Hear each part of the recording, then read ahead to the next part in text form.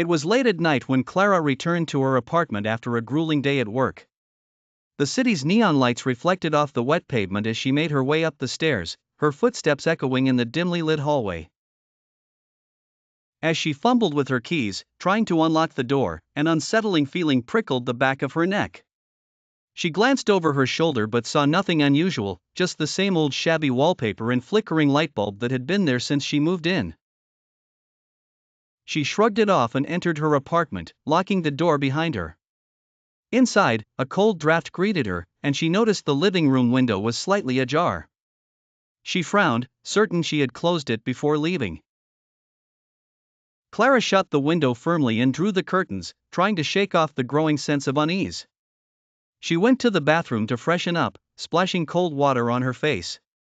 When she looked up into the mirror, she saw a shadowy figure standing behind her. Her heart pounded in her chest as she spun around, only to find the bathroom empty. The hair on her arms stood on end. Determined to calm herself, she convinced herself it was just a trick of the light and went to the kitchen to make some tea.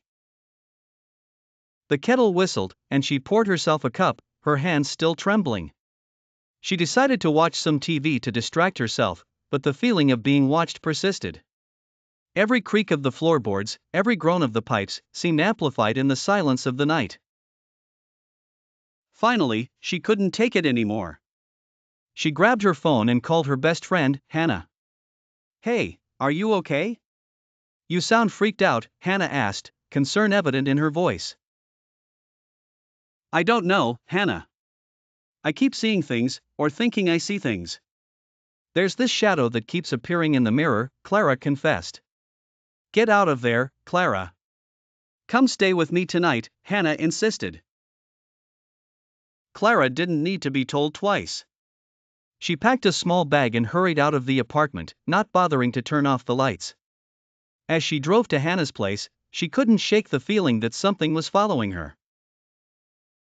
When she finally arrived and Hannah opened the door, Clara broke down, tears streaming down her face. "It's okay, you're safe here," Hannah soothed her. That night, Clara slept fitfully, haunted by dreams of shadowy figures lurking just out of sight.